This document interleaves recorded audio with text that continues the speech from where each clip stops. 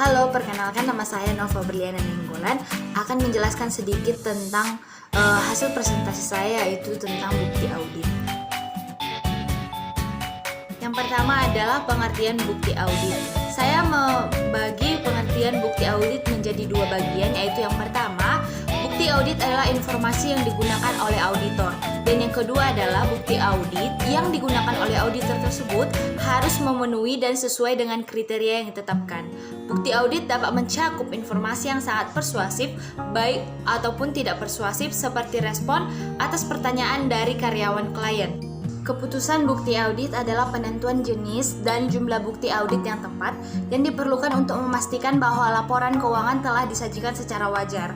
4 keputusan mengenai bukti yang harus dikumpulkan itu adalah: yang pertama, prosedur audit yang akan digunakan; yang kedua, berapa ukuran sampel yang akan dipilih untuk prosedur tersebut; ketiga, item-item mana yang akan dipilih dari populasi; dan yang keempat adalah kapan melaksanakan prosedur tersebut. Prosedur audit adalah rincian instruksi yang menjelaskan bukti audit yang harus diperoleh selama audit. Contohnya itu adalah memeriksa jurnal pengeluaran kas dalam sistem pencatatan akuntansi dengan membandingkan nama, payer, dan tanggal informasi online yang diberikan oleh bank tentang cek yang diproses untuk pembayaran. Selanjutnya adalah penjelasan tentang persuasivitas bukti. Persuasivitas bukti itu adalah mengumpulkan bukti audit yang tepat dan mencukupi untuk mendukung pendapat yang akan diberikan. Dua penentu persuasivitas bukti audit yaitu yang pertama adalah ketepatan bukti atau appropriateness of evidence, yaitu merupakan ukuran mutu bukti yang berarti relevansi dan realitasnya memenuhi tujuan audit untuk kelas transaksi, saldo akun, dan pengungkapan yang berkaitan. Dan yang keduanya adalah kecukupan bukti atau sufficiency of evidence, diukur terutama berdasarkan ukuran sampel yang dipilih auditor dalam menyampaikan bukti auditornya. Ketepatan bukti dari persuasivitas bukti ditentukan oleh dua faktor. Yang pertama adalah relevansi bukti, di mana bukti audit harus berkaitan dengan tujuan yang akan diuji oleh auditor sebelum bukti tersebut dikatakan tepat. Dan faktor keduanya ialah reliabilitas bukti, di mana bukti harus mengacu pada tingkat bahwa bukti tersebut dapat dan layak dipercaya. Selanjutnya adalah 6 karakteristik bukti yang dapat diandalkan. Yang pertama itu ada independensi penyedia bukti atau sumber luar entitas. Yang kedua adalah efektivitas pengendalian internal klien. Yang ketiga adalah pengetahuan langsung auditor. Yang keempat adalah kualifikasi individu yang menyediakan informasi. Yang kelima, tingkat objektivitas bukti audit. Dan yang keenam adalah ketepatan waktu bukti audit dapat ditemukan.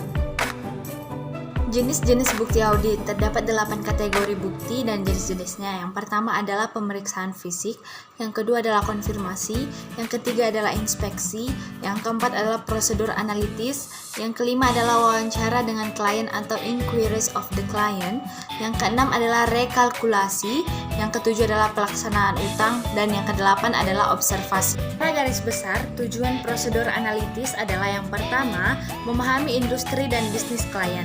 Yang kedua, menilai kemampuan entitas untuk terus going concern.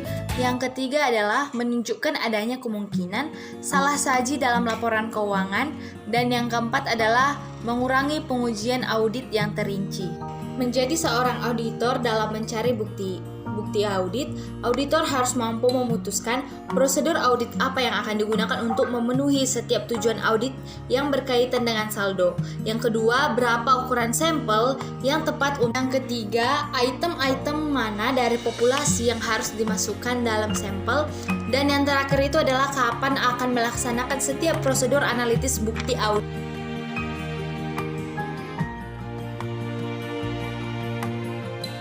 Selanjutnya adalah tentang dokumentasi audit.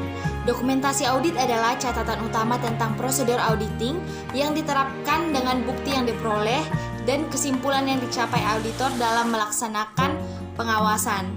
Dokumentasi audit yang berkaitan dengan audit tahun berjalan memberikan yang pertama, dasar bagi perencanaan audit atau informasi perencanaan sebagai informasi deskriptif tentang pengendalian internal. Yang kedua itu memberikan catatan bukti yang dikumpulkan dan menghasilkan hasil pengujian. Yang ketiga, data untuk menentukan jenis laporan audit yang tepat. Dan yang keempat, memberikan data bagi review oleh supervisor dan partner.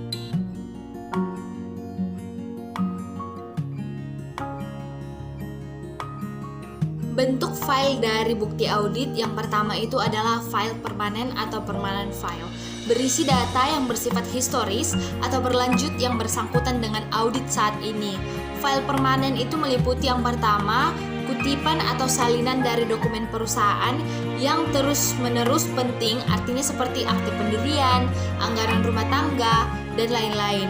Yang kedua itu adalah analisis akun tahun-tahun sebelumnya yang tetap penting, artinya bagi auditor untuk memunculkan bukti audit. Yang ketiga itu adalah informasi yang berhubungan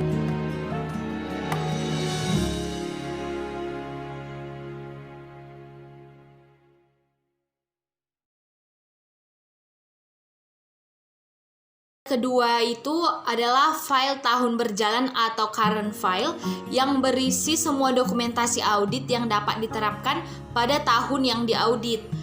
Jenis informasi yang terdapat dalam current file itu yang pertama adalah program audit. Standar auditing yang mewajibkan program audit tertulis untuk setiap audit. Yang kedua adalah informasi umum, mencakup informasi periode berjalan yang bersifat umum, bukannya bukti yang dirancang untuk mendukung jumlah laporan tertentu. Yang ketiga, neraca saldo berjalan atau jumlah yang dicantumkan dalam catatan tersebut akan menjadi pusat perhatian audit. Yang keempat, ayat jurnal penyesuaian dan reklasifikasi, di mana apabila auditor menemukan salah saji yang material dalam catatan akuntansi. Dan yang terakhir adalah schedule pendukung. Jenis utama schedule pendukung yang pertama, neraca saldo atau daftar rekonsiliasi. Yang kedua, pengujian kelayakan, ikhtisar prosedur, dan pemeriksaan dokumen pendukung. Dan yang terakhir adalah informasional dan dokumentasi dari luar. Demikian penjelasan materi bukti audit yang bisa saya sampaikan. Semoga